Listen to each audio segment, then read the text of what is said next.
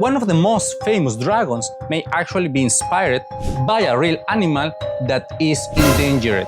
I'm Angel Polanco, and I'm gonna explain to you how Toothless is similar to the axolotl, how the word of How to Train Your Dragon could be real, and by the end of this video, you will know which of all these dragons is most likely to exist. A lot of fans have pointed out how Toothless looks a lot like an axolotl, a fascinating amphibian from Mexico. And it's not just the adorable face and those external gills that look like ears. Their histories are surprisingly alike too.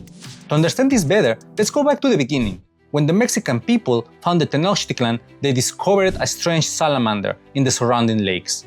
They named it axolotl, in honor of the god Xolotl, the god of fire and lightning. According to the legend, Xolotl transformed into this animal to avoid being sacrificed, and one version say that eventually got killed, giving rise to the sun and the moon.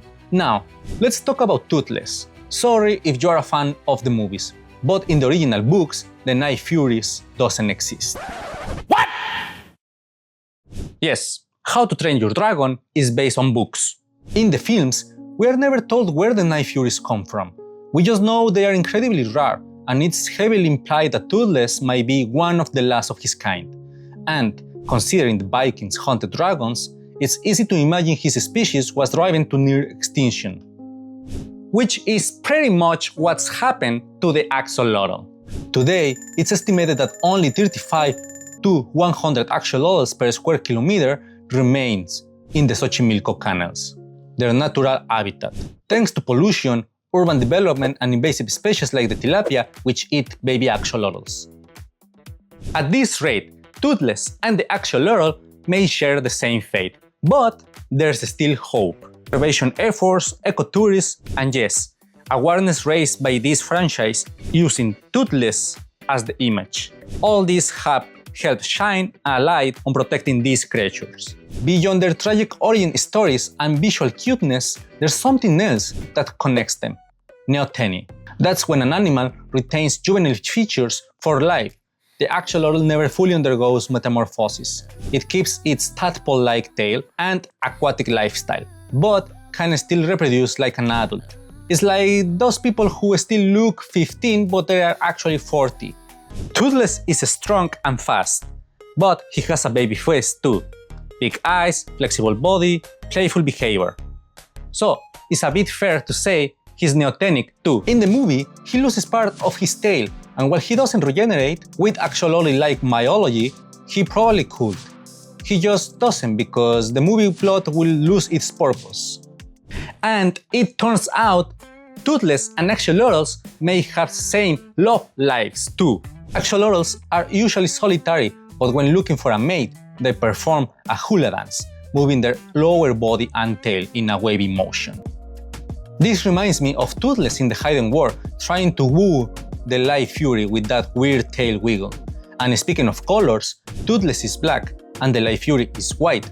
Those are the two most common colors for axolotls. Coincidence? I don't think so. Now, let's talk about fire. If you already have seen my video about the problem of having a dragon as a pet, you will know that it's scientifically possible. In How to Train Your Dragon, most dragons breathe fire, but Toothless is different. He fires what looks like a concentrated blue energy blast. Many fans believe it's plasma. But is that actually possible? First, let's define what the fire is. Fire is a visible release of energy from an exothermic reaction, where there's heat, oxygen, and something to burn, like a gas. Plasma, on the other hand, is a superheated gas where atoms lose their electrons. It becomes an ionized gas full of charged particles.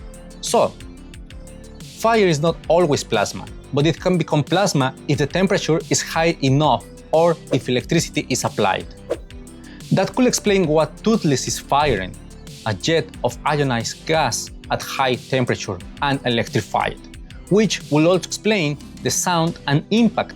Honestly, it looks like something straight out of Iron Man's arc reactor or a Kamehameha. Other dragons might use something like the bombardier beetle, mixing chemicals internally to trigger a reaction, or use something like diethyl ether, an extremely flammable liquid.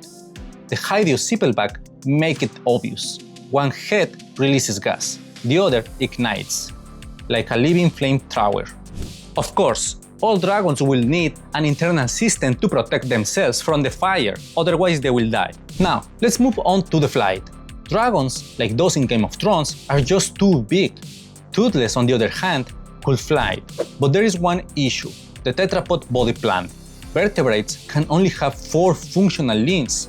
Dragons with 4 legs and 2 wings break this rule. For Toothless to be realistic, he'd need 2 legs and 2 wings, like a bat. If we redesign him with that body plan and give him hollow bones like beards, he could realistically fly. Which dragon from the franchise is most likely to exist? Stormfly, Astrid's Nether, actually has a plausible body structure, 2 legs, 2 wings, but she shoots spikes from her tail. And while porcupines have quill-like defenses, none of them can shoot them like missiles. So, that makes her less likely. The Gronkle eats rocks and spits lava. That's a no from biology. There's no digestive system that could survive that. Then there are dragons like the Red Dead or the hydrocephalback. They are just way too big. They will collapse under their own weight. So, if we remove fire and a few things, the dragon most likely to exist is Toothless. He's already based on a real animal. Take away the wings, he's an axolotl. Keep the wings, he's a bat. And replace the scales with feathers, then he could fly. It will be a real cute dragon that is scientifically possible. But still, Toothless from the movies is a really cute animal. If you enjoyed the video, give a like, subscribe, comment.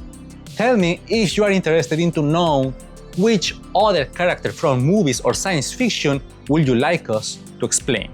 And if you haven't watched my previous dragons video yet, I will invite you to watch it and you will understand a lot of things from this video. See ya!